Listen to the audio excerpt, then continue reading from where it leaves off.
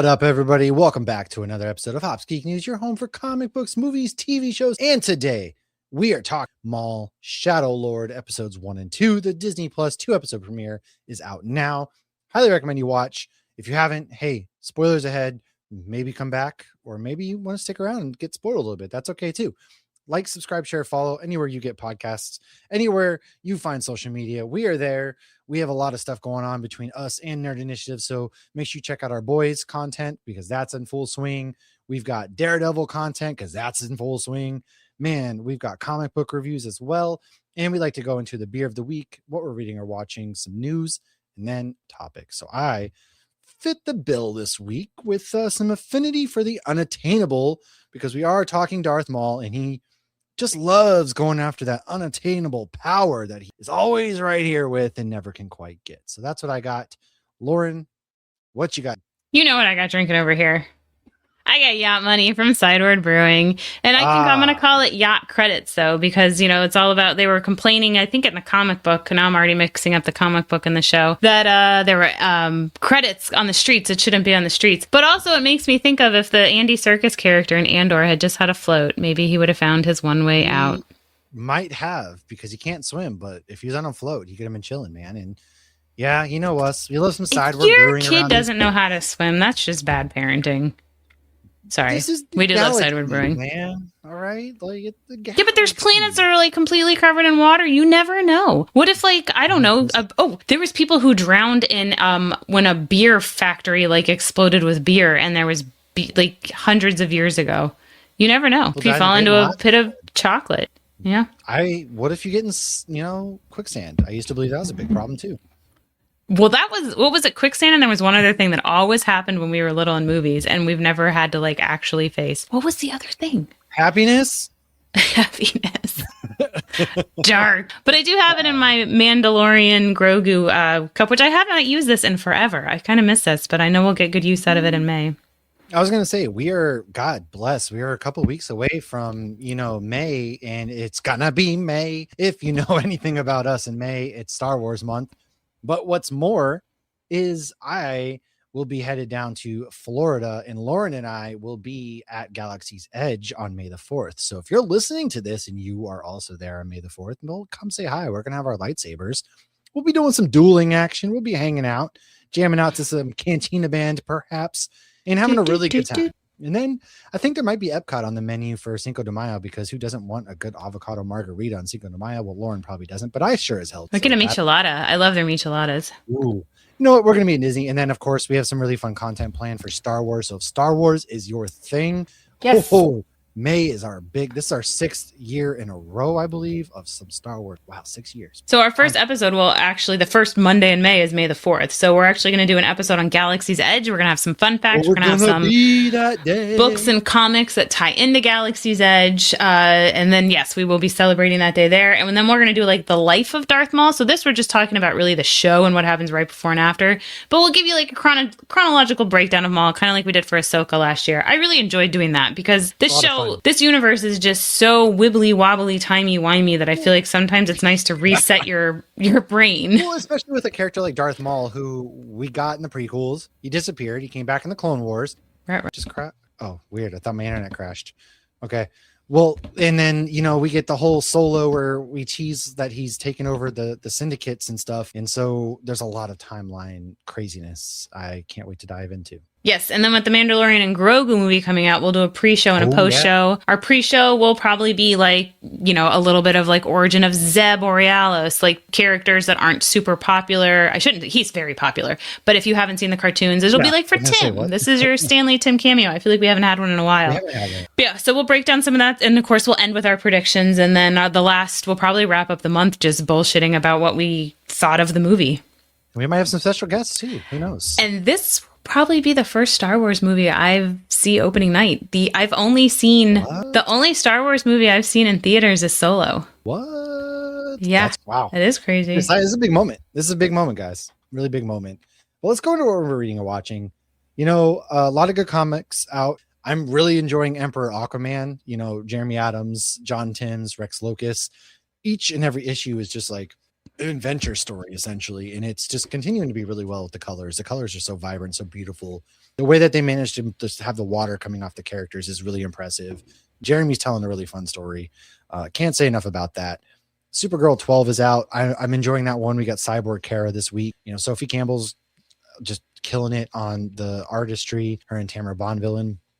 And then probably my pick of the week is Bleeding Hearts issue 3 with Dennis Camp and Stipin Morian. I may have got his name mispronounced. I apologize, but Matt Hollingsworth on the colors. And this is a zombie story from Vertigo. And the first issue, you see things from the perspective of this zombie kid who notices something's not quite right with himself. He's starting to feel it.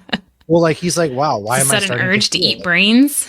Well, no, his heart's starting to kind of beat and he's starting to feel feelings. And the second issue is from the perspective like the Grinch. Of a human with their child, and they don't understand what's going on. They're terrified of the zombies. And now this third issue kind of marries the two. There's a language breakdown, and really it's just like that cross-cultural kind of signaling. There's universal signals that we can do to understand each other, but it really is just bringing a lot of real world, just we might be from different countries, might be from different backgrounds, and how we communicate. I'm getting a lot of that in that, but it's still a zombie story with some really great artwork and pretty grotesque at times. So I recommend that. Our friend Jordan Morris dropped his Web of Venom one shot. He had teased a really fun cameo as far as the person who is the symbiote, and it was funny. It was hilarious. I don't want to spoil who it is, but it was a pretty good deep cut. And that's kind of really all I got into as far as comic books this week. I've been it's nice because I get to kind of step back and let the team really excel at the reviews and do their stories. I get to read the comics still, but I've just been really, really busy otherwise, that I'm really behind. Yeah. I don't even remember the last time we talked comics, but this week I just did Wolverine and Space Ghost, which Space Ghost is David Pepose. It's something that happened at the end of this one tied back to something that happened like a few issues ago that I was like, oh, I want more of that. So now we're getting more of that. So I was excited for that. Nice. And Wolverine introduced, so this is Wolverine number 18. So it's been going on for a while now with Saladin Ahmed and Martin Kokolo. And they introduced a couple characters that I was like, oh, this is fun. I know that he's crossed paths with this one specific character before, especially in like the multiverse, but I've never read a comic that involves this character, and they're still bringing in this like adamantine stuff, and so I thought it was fun word. Say that 3 times fast. I know it's like a plant adamantium, adamantine. I'm not even sure. I can just read it. I can't say it. But yeah, I've been trying to catch. We've been so busy writing stuff. I haven't had time to read anything or watch anything that we weren't covering. I did read the prequels to this show. Oh, good. Oh, good. How did you enjoy the prequel? Because it's the 2 comic books, right? Yeah. So the 2 comics from Ben Percy. Yes. I have it. I'll break it down when we get there because we got a little bit of pre-show before we start talking about the show. That's right. I've really only been watching Daredevil, which God bless. I watched The Boys twice. Loving. Yeah. I haven't gotten to watch. So we've seen the first 7 episodes of this final season, The Boys. I haven't gone back and rewatched because I've rewatched 1 and 2. So I haven't had time because I've also had the Malcolm in the Middle. I got screeners for that. So I was watching the Malcolm in the Middle reunion. Looking forward to that. Now. It's really, really good. It really picks up. It feels as though we pick up right where they left off essentially. And just being back in that family is crazy and gives me anxiety. Life is still unfair. It really is. And I had that stuck on my head today. I was walking around. Anytime anything happened at work, I'm just like, life is unfair. But yeah, no, it's really actually a good continuation. It does a great job of capturing the heart, the magic. Bryan Cranston's amazing as always. It's funny because we're so used to now seeing him in these Walter White. roles. Yeah, that he goes back to forget he's a goofball. And he's such a goofball, and he's such a goober. And he wears his underwear in both. His whitey tighties, I think, show up in both. The show starts right off. It's not really much of a spoiler, but the show kicks immediately off. Opening scene is him naked getting shaved. So, there's that. Just seeing that again. So it's amazing. That's fun. But if hasn't been a screener, I saw the Super Mario movie, which was... People were losing their mind about it, I feel like. I'm not mad. It didn't live up to the first one, but if you just shut your brain off and be like, hey, this is fun. We're just here to have fun, like a mindless video game. Then it's a good movie. The pacing, it just felt like we were jumping scene to scene to scene. Like Nothing. I'm honestly indifferent about even seeing. I enjoyed the first one, but meh. Yeah, this one was good, but I don't feel it didn't have as much magic as the first one did, and that's okay. But there is something I watched. It came out last night on AMC. The first episode is called The Audacity. Which you got a lot of. Some very familiar faces. Zach Galifianakis is one of them. What's the guy? I can't remember his name now. That he plays the other alien in Lilo and Stitch. I thought he did a great job. I know I don't remember his name at all. I do know who you're talking about. I can see his face, but I cannot remember his name. So he's like the main character, and it's like Silicon Valley. So it's all these tech bros that are like ridiculously rich, and they all go to therapy. And it's labeled a drama, but it is definitely a comedy as well. Because there are moments where it's just like you're just laughing at like the audacity that these rich folks have. And then this therapist who thinks she's better than all of her clients, she ain't that much better than all the clients. I will have a full review. I should have a full review already up. I'm going to finish it tonight.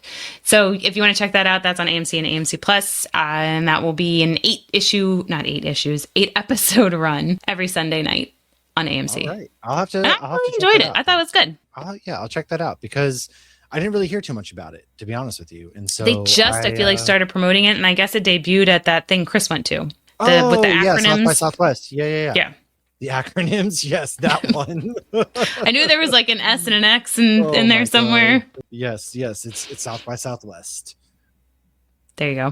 So that's what I've been reading or watching, and of course Daredevil, which you and Megan covered. So yeah, we'll do a end of the season kind of wrap up. Spoiler then, because, yeah, sure. I talk with Megan, but also like, hey, the two of us, like after we've processed everything that's happened. But yeah, so speaking of Daredevil, though, we do have some Daredevil news. We do. So we got a new Daredevil trailer, mid-season trailer that gave us a look and date for Punisher, which Punisher will be out May 12th. And then we also learned that the Defenders are coming to Daredevil season 3. We've already seen Jones is back. Everybody's favorite pictures. Iron Fist, the Immortal. I know.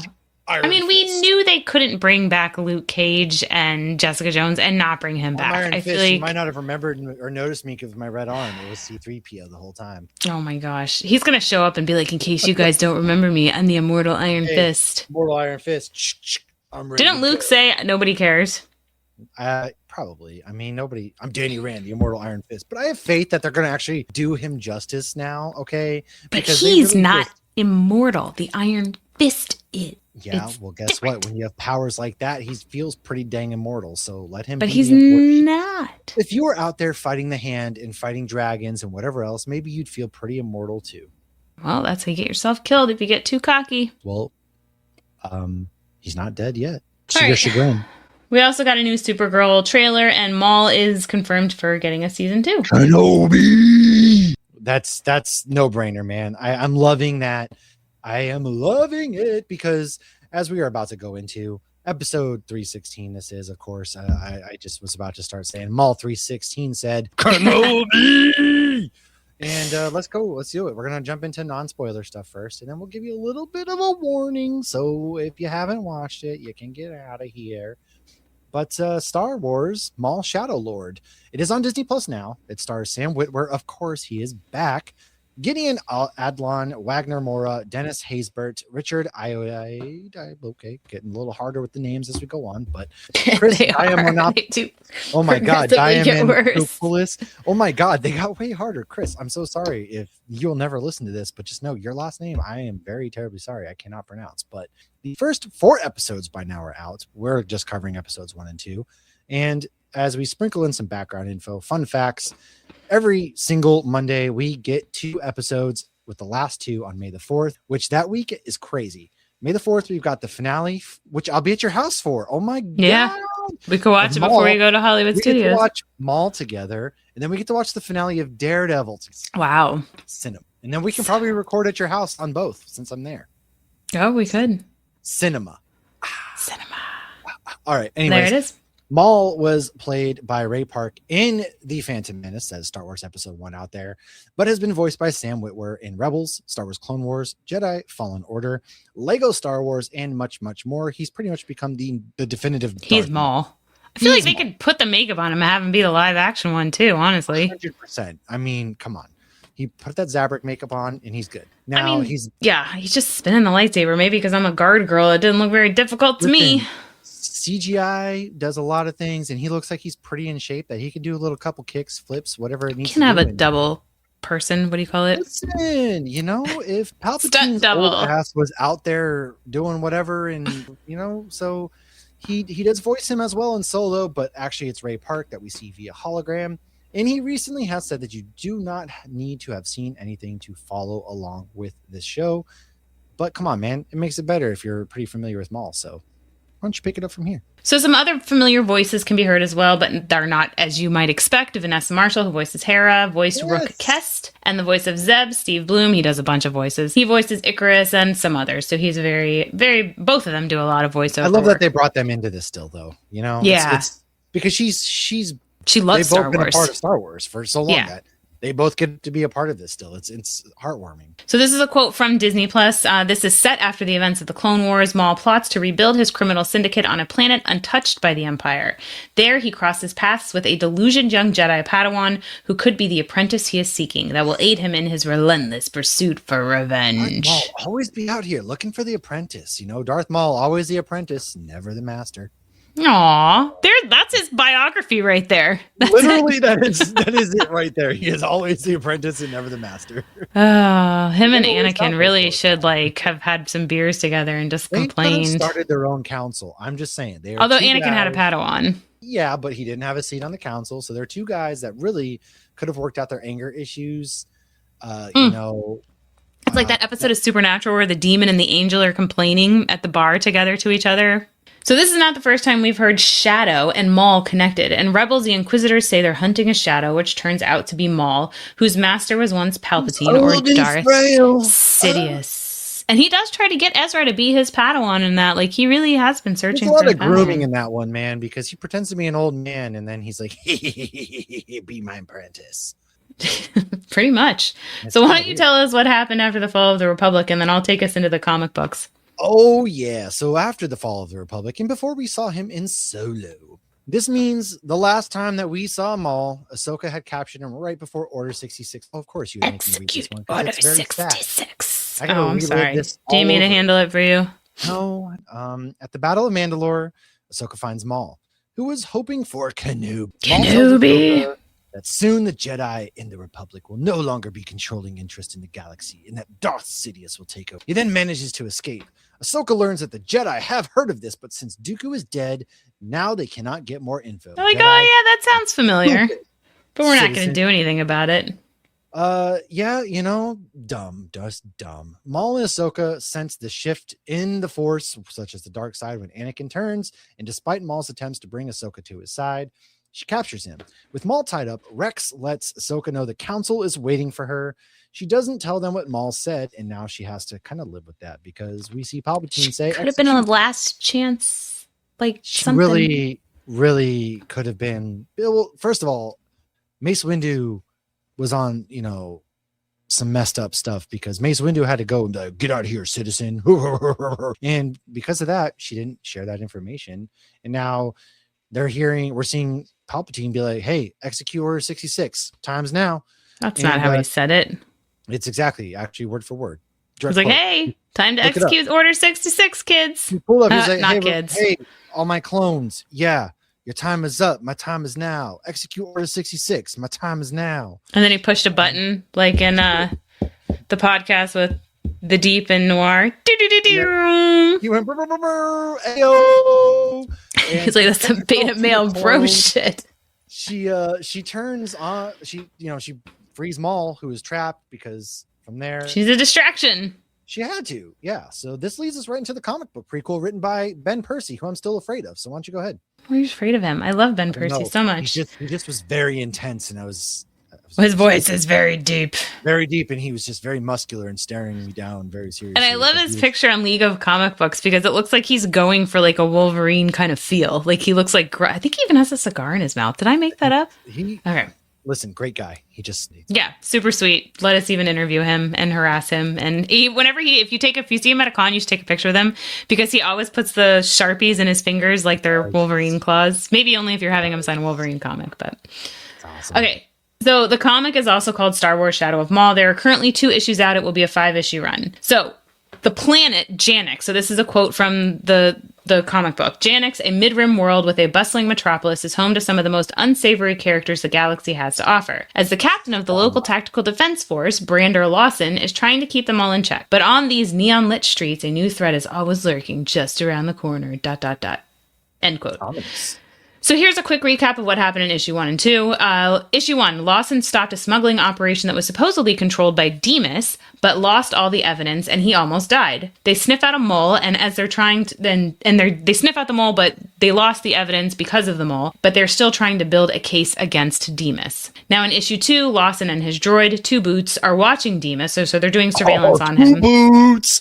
Ayo! And then they follow a droid that was with Demas. Once again, Lawson almost dies, and his droid saves him, and then he takes out the other droid. We then see Demas and Vario pinned against each other, and they actually mention that they have a truce in the comic. We then see Demas and Vario pinned against I just said that. Lawson sits back and lets them destroy each other. It's kind of like when Ruby and Supernatural said, what do you do when Mothra and Godzilla are fighting? Get out of the way, let them take each other down. Meanwhile, Maul has secretly arrived on Janix, and no one is to know yet. So the next issue is out May 13th. Now in Solo, we did mention he is a hologram. He's talking to Kira, who's, the mother of dragons. And in this, he is the head of Crimson Dawn, but he works in the shadows. And the show actually takes place before Solo, fun fact. Yes. Yeah. So it's right in between Battle of Mandalore and Solo. And did you know Janix, this planet we're on, was inspired by Gotham and Metropolis? What? That's why there's so much crime, man. I get it now. That's all I got. You're up with the recaps of these episodes because you did a great review on it, and you did way better than I did watching it. Well, spoilers ahead. Chapter 1, Dark Revenge. In the criminal underworld of Janix, Maul enacts a plan to consolidate his power. So we're kicking things off with Maul pitting the crime lords against one another as he steals from Demas and tricks him into believing it was actually Vario who had done it. Because, again, they had a truce. It's kind of what Lawson did. Yeah, Maul is starting to work on getting his empire back. He's going after all the crime syndicates, and this is the best way to do it, right? So he wants to get back at everybody who betrayed him by waging war against them and turning them against each other. The opening scene, it's got the Mandalorian, there's Mandalorian, I forget her name, and the crew of Zabrix. They're out there, there's blasting. I thought it was Sabine in the poster. The first time I saw the poster, I was like, oh my God, Sabine's in this? But actually, I was very wrong. Because we do get the Mandalorian ship as it just comes down, the ramp drops, and you get Duel of the Fates as Maul in his hood comes and ignites his lights. Oh, when I tell you I had goosebumps hearing that go, I'm on my couch and my daughter's like are you okay? Anybody listening, he just did the Home Alone face. I'm not okay because you got Duel of the Fates as his dual side lightsabers going, and you're just like, ah! So, they kill everybody, essentially. His crew captures the attention of Officer Lawson, very familiar face, who decides not to alert the Empire because they don't want the Empire coming. The Empire's not there. And I was kind of wondering that, they kept saying, don't call the Empire, don't call the Empire. But in the comic book, the Empire hasn't been there at all, so they don't want to get on their radar. It's because the Empire is going to ruin your planet, But it's there. This is only a year after Order 66, and they're already very much we don't want the Empire here. Yeah, absolutely. And, he's chasing it down himself. There's a bit of a cat and mouse game, kind of a detective noir being set up between Lawson and Maul and their crew. Now, Maul discovers Devin Izara, which is a Jedi in hiding, and has thoughts once more of taking on an apprentice. And this is also when we see that Demas and Vario are turning against each other. Vario actually kills Demas. Right? Or do I have the other way around? I can't. Yeah, Demas is dead. Yeah. Okay. Dario's the little dude that's in the big thing. Yes. So that's what happens. And then this takes us into episode 2, which is Sinister Schemes, where Maul seeks to enlighten his new prisoners while Lawson pursues him. So Maul and his crew are escaping. There's a very high speed chase. This is where we got Jedi Master Daki, who's after his Padawan Devin, who Maul has taken. We got Lawson, we got the cops, everybody's kind of in this big chase. Maul knocks down, a bridge. There's some collateral damage, to which that's when Jedi Master Daki goes ahead and he's like, hey, we're going to stop and we're going to help everybody out. So they escape. Pretty much this whole episode is just Maul testing the young Padawan and their allegiance to how much they believe in the Jedi Code. He's pretty much saying that, hey, this isn't simple. It's not just good and evil. There's more to it than that. And nothing's black and white. No, it's something we've seen Maul do with Ezra. We've seen him do it with Ahsoka. So he's doing more of that. Just he's asking really good questions. He has good points, man. Well, he always makes great points, but then he goes and does something incredibly evil. So like he loses all credibility with anybody who's not evil. Like, dude, you're right there, man. But then you go and do something stupid and you lose all credibility. It's like, what is it? Then you go and ruin all by saying something stupid like, I'm going to kill you. Well, now you're done. Now, at this point, Maul's continuing his various attacks against the syndicates, where Officer Lawson has really taken a special interest at this point. Maul takes down an entire crew of pikes. It's glorious. It's beautiful. It's just powerful and amazing. To me, I'd probably end up being his apprentice, but that's because he's kind of cool. Like he's awesome. So. That's all it takes. You just have to be kind of cool.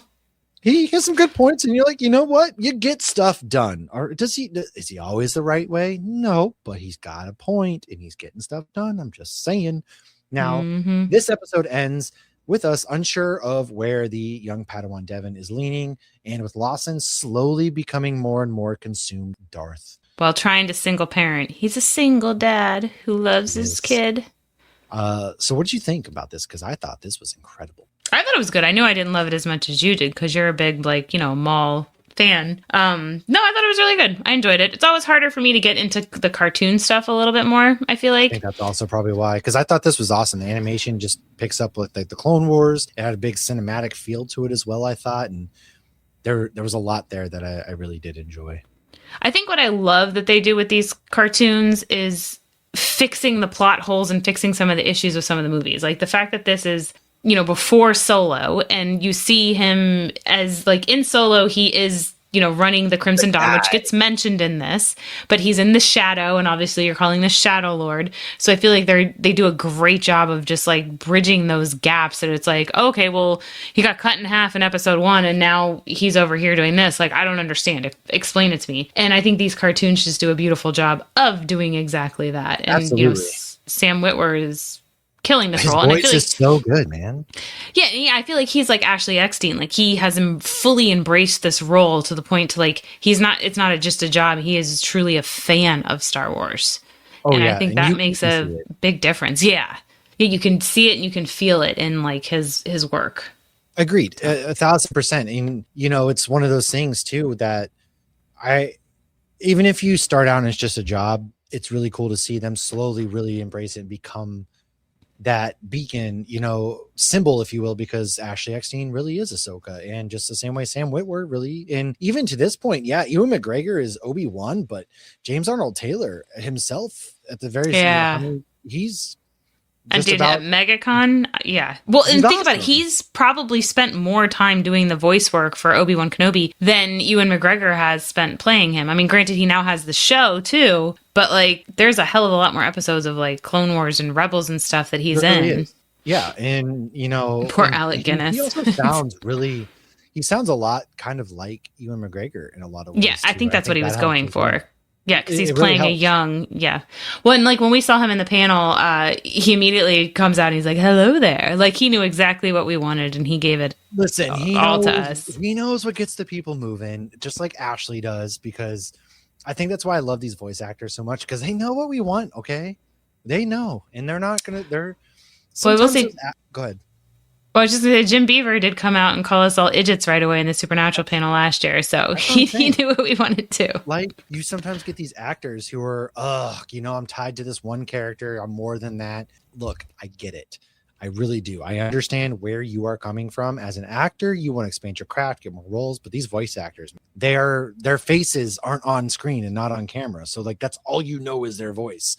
And they really do a great job leaning into it. And they really are fans at the end of the day. And it's just like you see it in comics when, Ben Percy, for example, is killing it with Maul, and he's a fan of Predator franchise, and he really leans into that just the way, Stephanie Phillips is leaning into Daredevil and things. So, I really dug where the first 2 episodes were. I like that Star Wars is at its best when we're not focused on Skywalkers and really Force related things, because at the end of while there's Force stuff here, at the end of the day, this is also about him taking down the crime syndicate so he can take power. So that's when Star Wars is really at its best, because then I feel like it's when it's consolidated. Like, I feel like you can make a good Skywalker story. You just don't need it to be galaxy ending or galaxy. Everybody also needs to be related. They don't have to have the same 5 characters. No, I agree. I think, though, it is fun to see connection. So I think when they do things, it's fun to be like, even if it's a random connection, I do think that that's good when you're world building. But yeah, everybody, I agree, does not need to be related to a Skywalker. Andor is the best. Andor is by far the best. And that's because it's like a crime thriller, spy thriller, this drama that's intense, and it really. But there are still connections. Like Saw Gerrera is a connection to. I mean, so you still have those connections, and I would love to see. Andor ended with spoiler. I'm sure you've seen it if you're listening to this. Andor ended with the setup of Rogue One, and what happens there? Spoiler. Well, the setup of Rogue One. I wasn't even talking about that. The Andor has a kid. I would love to meet that kid. For that. Yeah, I would like his mom's a badass too. Like what did mom do? Did she just raise him to live a quiet life, or was he part of the resistance? Yeah, is Bix and her kid out there still? I would actually love to see Bix again. I love her. You're right. There's so many characters now and so many things that we've done with these shows that there's a lot to explore, and I could live in this era. I really want to live in this era, I think, of Star Wars, just because there's a lot we still haven't seen with the Empire and just really how bad they did become and how they really did rise to power the way they did, because everybody kind of thinks that, they were taken down in 5 seconds in the 3 movies, but the things that they did, they destroyed these planets, they mined them, they cored them out, they killed so many people. Darth Vader I love seeing the reason why we're so afraid of Darth Vader. And that's just what I love to live in, is this era. So anytime I get more of it, I'm solely sold. Well, remember Timothy Zahn said in his panel, so anybody not familiar, Timothy Zahn has written many Star Wars novels. He gave us Grand Admiral Thrawn, and somebody asked if there was any Star Wars book you could write, what would it be? And he said, I would like to write Obi-Wan Kenobi after Order 66 and before his show, where like he just dropped Luke off, but he's not like dropping Luke off and chilling on Tatooine. Yeah, he's going around the galaxy causing chaos to throw the Empire off. That would be a fun. I almost feel like it would be like Mandalorian-esque. Honest, that would have been the perfect Kenobi season 1. I really liked Kenobi. I thought Kenobi was too, great. though, and I would love a season 2. So if they did a season 2, there's your story right there. Let Timothy Zahn run it with. Right, he's got his stuff. I mean, this was 10 years after he had just dropped him off, but it would make sense because he's got a little bit of his mojo back now. And he's got some of that heat on him too. Darth Vader, he's out there. Ended with him seeing Qui-Gon. Yeah, I would love to see more of that, because then he becomes a Force ghost himself. Man, all right, we're spiraling. I get it. But I mean, who knows what will show up in Mandalorian and Grogu? I hope people show up that we don't expect to show up to tie things in, because they're really focused on that era now between the OG trilogy and the sequels. And I think they're trying to fix the sequels. I think they're trying to bridge things there. But with Ahsoka being in that time period, a Mandalorian and Grogu, and those are their only live action projects they seem like they're actively working on right now. Well, Ryan Gosling, when does the... Yeah, I was Ryan just going to ask. Doesn't that come out the end of this year or next year or something like that, right? I know, but when does that take place? I know nothing about that. I thought it take place after the sequel, after Rise of Skywalker, I want to say. Oh, so it's far. It could. So maybe you'll meet people in Mandalorian and Grogu that then are grown in that. Who knows? See, I like the connections, but it doesn't all, need to be incestual. Agreed. 1,000% agreed. And I'm down for this. So they should have had Luke and Leia have, like, Luke didn't have any kids canonically. They should have had them have more kids if they wanted to keep Skywalker going. I'm not going to get started on this. I'm going to wrap this episode up because I will get started and go crazy. But this show is awesome. Every Monday. Find us on Nerd Initiative, where Lauren's doing Saturdays for the boys. We've got your boys spoiler content coming out after every episode. We've got your post shows, Daredevil post shows. We've got everything right here. Star Wars month is getting ready to come up. We will be at Galaxy's Edge on May the 4th, as I'm throwing things around, excuse me. So come and find us, hang out with us, subscribe, share. Shout out to our homies out on Discord. Shout out to our patrons. And, Riley and Pat and Micah and Tabby and Tracy and Jess and your mom and all of that. Your mom. Scott. I love Scott. So hopefully, Scott, I get to see you too if you're listening at this point. Thank you, everybody, for hanging out with us. We're returned to a galaxy far, far away. And until next time, go fight a crime syndicate or two, man. What's the harm?